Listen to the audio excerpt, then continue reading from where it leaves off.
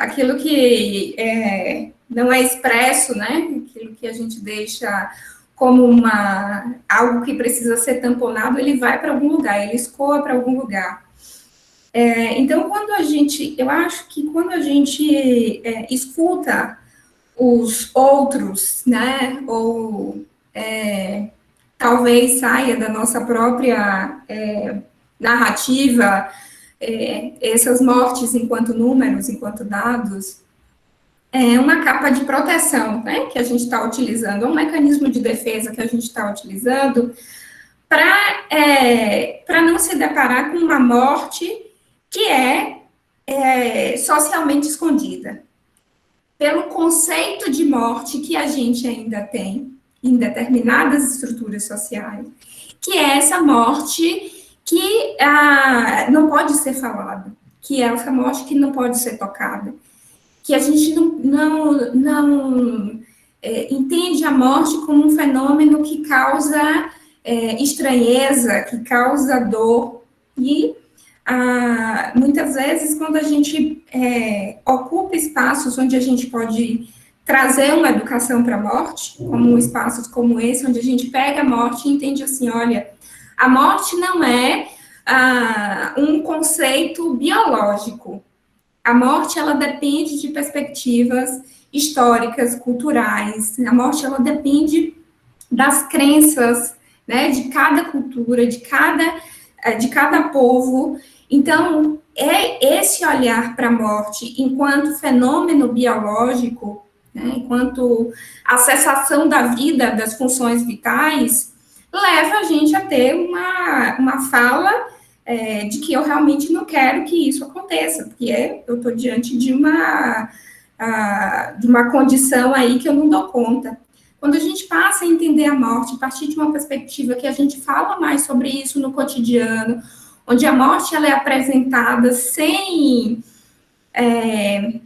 ser tolhida, né? Uma morte que é apresentada sem ser abafada, a gente educa para a morte. A gente entende que essa morte, ela faz parte da vida, essa morte, ela é entendida como um conceito, ela é entendida apenas como um aspecto que cada indivíduo vai vivenciar da sua forma. Essa morte, ela é entendida como um espaço para poder dialogar, para construir, seja nas escolas, né, seja nas comunidades, para construir espaços onde ela tenha uma centralidade, onde ela seja protagonista. Então, eu acho que quando a gente coloca essa capa de proteção, faz esse mecanismo de defesa, de tentar afastar a fala sobre a fala sobre a morte, a fala sobre o luto, quando a gente coloca essa capa, sim, a gente se torna mais duro, até nas nossas relações, a gente vai objetificando o outro, né? A nossa relação, ela se torna distanciada, quando, na verdade, a gente poderia ter uma relação mais próxima com os outros. Esse é um mecanismo de defesa que, muitas vezes, está aí, que é conhecido, né? O que a gente é capaz de fazer diante dessas circunstâncias.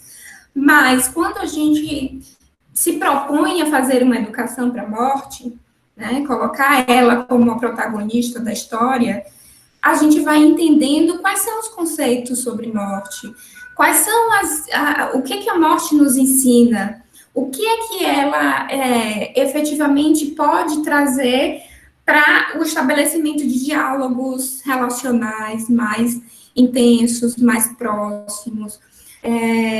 O que essa morte nos convoca, o que o medo da morte também nos convoca.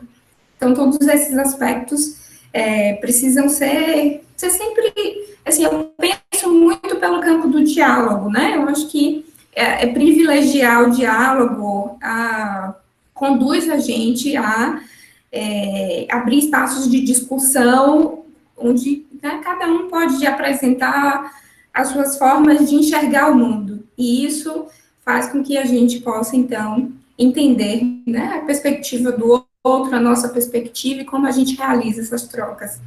Claro que, né, pensando no cenário social e político que a gente tem vivenciado, eu acho que essa é uma dinâmica cada vez mais complicada de ser feita, mas necessária. Eu penso que talvez a gente possa partir, né, desse ponto de vista.